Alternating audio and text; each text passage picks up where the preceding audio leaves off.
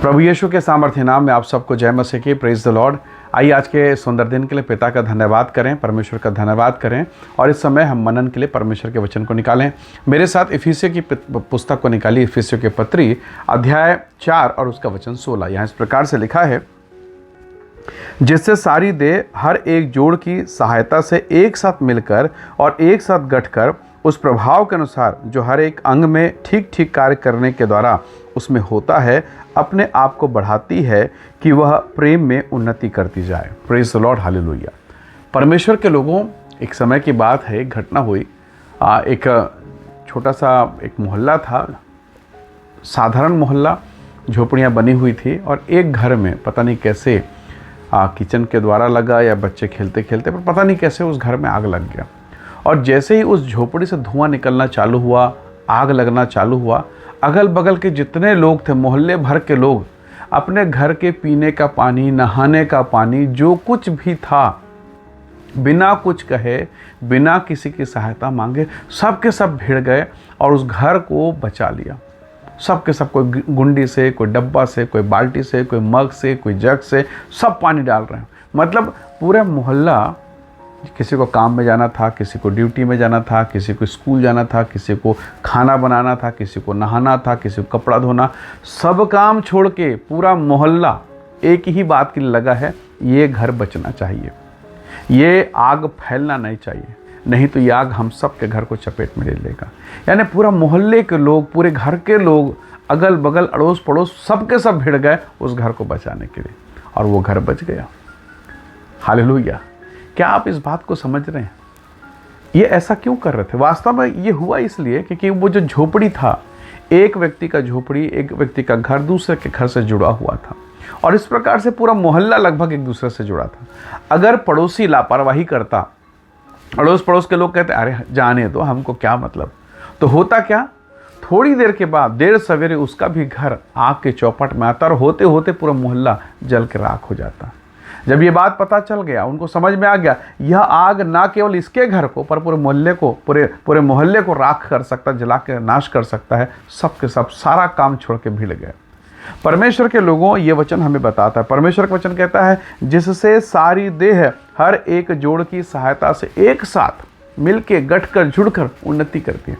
आप जो कुछ खाते हैं, जो भी आप खाएं, तो क्या वो केवल आपके हाथ के लिए है, वो आपके पैर के लिए? अगर ऐसा होता तो आपका केवल हाथ बढ़ता, केवल पैर बढ़ता, बाकी नहीं बढ़ता। सर छोटा सा छोटा रहता और पेट बहुत भयंकर होता। या हो सकता है कि केवल पैर ही पैर बढ़ते चले जा रहे हो और आप जो है 3 फीट, 6 फीट, 9 फीट, 20, 25, 30 फीट हो गए। ऐसा नहीं है ना। जो स्ट्रक्चर, जो मनुष्य का जो स्ट्रक्चर है, जो ढांचा, जो स्वरूप है, उसी में आप बढ़ते हैं और जो कुछ आप खाते हैं पूरे शरीर पर ये लगता है, पूरे शरीर के लिए काम करता है। हालेलुया। परमेश्वर के लोगों, अगर मुंह से चबा रहा है तो क्या वो फल जो आप खा रहे हैं केवल मुंह के लिए है या केवल सिर के लिए? नहीं, संपूर्ण बॉडी के लिए, संपूर्ण शरीर के लिए। प्रभु यीशु मसीह यहाँ पर इस बात को बताते हैं कि आप और मैं मसीह की देह हैं।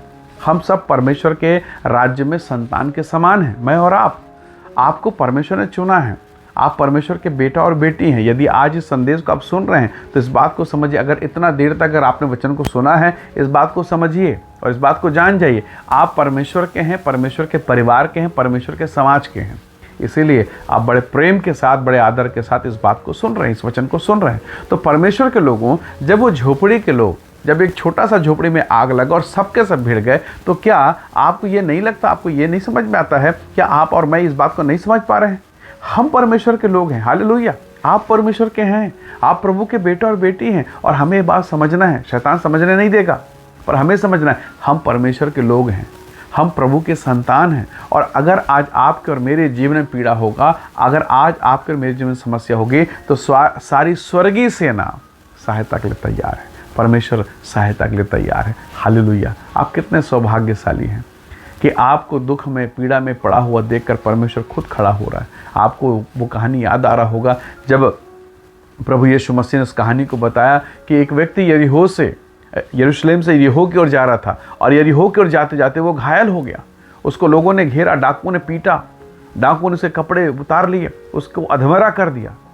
पर बाइबल कहती है वो एक साधारण व्यक्ति के द्वारा सराय में पहुंचाया गया, दाखरस और तेल लगाया गया, चंगाई को पाया। हालेलुया।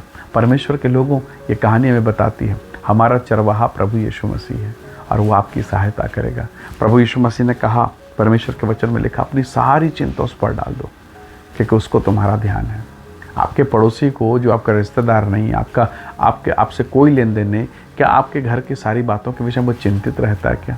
ये क्या खाएगा, क्या पहनेगा, क्या पिएगा, इसके घर कैसे चलेगा, इसके बेटा कैसे ठीक होगा, इसकी बेटी का जीवन कैसे बदलेगा, इसका पति कैसे अच्छा और भला मनुष्य बनेगा? क्या उनको चिंता है? नहीं है।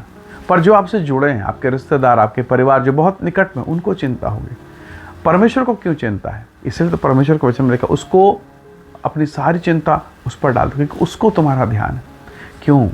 मेरा क्यों है? परमेश्वर का मैं तो ऐसा कोई विशेष नहीं हूँ, फिर मैं कैसे परमेश्वर का हो गया?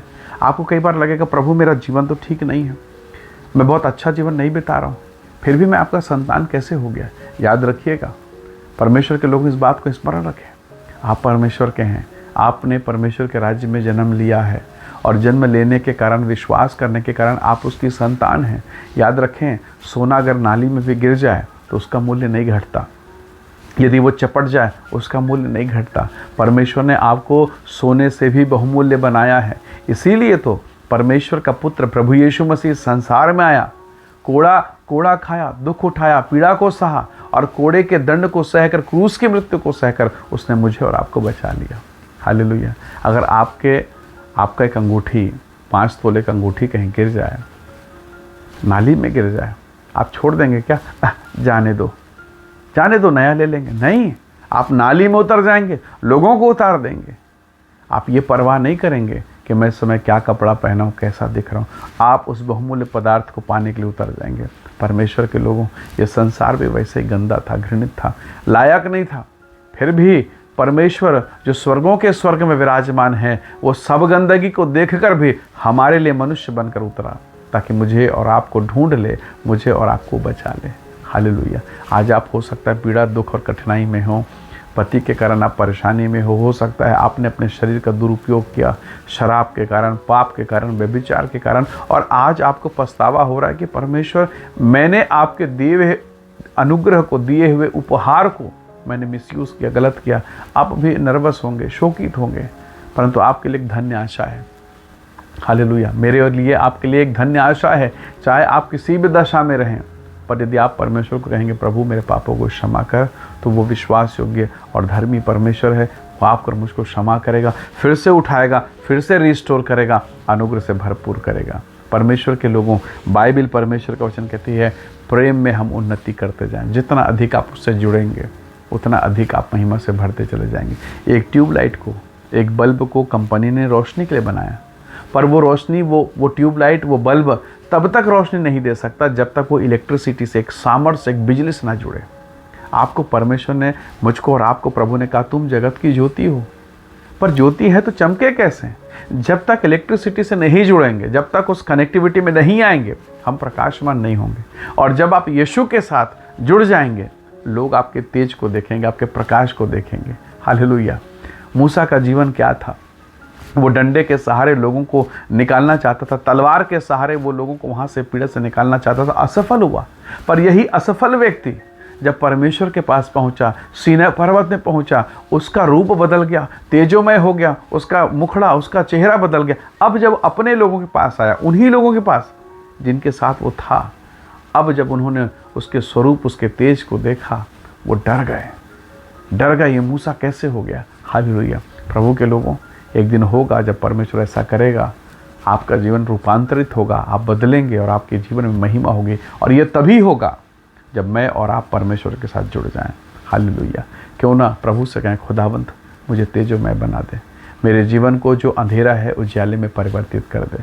उत्पत्ति 1:1 में लिखता है, 1 अध्याय उसके 1 और 2 में, सब कुछ था पर गहरा अंधियारा था, भयंकर अंधियारा, बेडौल और सुनसानपन था, पर पवित्र आत्मा वहाँ था। परमेश्वर ने कहा उजाला हो, और उजाला हो गया। हो सकता है आज आप बियाबान में अकेले में, सब कुछ अस्त व्यस्त पड़ा है, पर प्रभु के साथ बैठिए, बड़ी नम्रता से कहिए, प्रभु मेरे जीवन में उजाला कीजिए, मेरे पति, मेरे घर परिवार के जीवन में उजाला कीजिए। परमेश्वर उजाला करेगा। शायद आज आप एग्ज़ाम में असफल हो गए हैं, फेल हो गए हैं, सब लोग ताना दे रहे हैं, सब लोग कह रहे हैं कि इसका जीवन ख़त्म हो गया, लेकिन परमेश्वर ने आपको बनाया है। ये कौन है जो कहेंगे ख़त्म हो गया? कोई मनुष्य कैसे कह सकता है? आपको बनाया प्रभु ने है, आपको परमेश्वर ने बनाया। हालेलुया। एक दवाई बनाने वाली कंपनी वो लिखती है इसका मैन्युफैक्चरिंग डेट कब है और इसका एक्सपायरी डेट कब है। आपको जिसने बनाया वो बताएगा। हालेलुया। इसलिए निराशा से बाहर निकलिए और परमेश्वर के साथ जुड़िए, प्रार्थना में सरगर्म हो जाइए, ताकि वो आपको तेजोमय करे, प्रकाशमान करे और दुनिया देखने लगे आपके चमकते हुए चेहरे को। हालेलुया। आइए दुआ करें, प्रार्थना करें, एक नई शुरुआत करें। आइए प्रार्थना करें। प्रेमी अनुग्रहकारी स्वर्गीय पिता, मेरे प्रिय भाई बहनों के जीवन को मैं आपके हाथों में सौंपता हूँ। इन्हें ब्लेस करें, इन्हें आशीषित करें, इन पर अपनी महिमा प्रकट करें। परमेश्वर की महान सामर्थ्य इनके जीवन पे हो, गठकर जुड़कर और तेजोमय होकर महिमा के साथ खड़े हों, ऐसी सहायता कर। जीवन के कठिन परिस्थितियों से, समस्याओं से, वेदना और पीड़ा से आप बाहर निकालें प्रभु, और आप इन्हें ब्लेस करें। हम सारी महिमा आपको देते हैं, यीशु मसीह के सामर्थ्य नाम से मांगते हैं। आमीन, आमीन। प्रभु आप सबको बहुत ऐसे आशीष दे। Praise the lord. जय मसीह।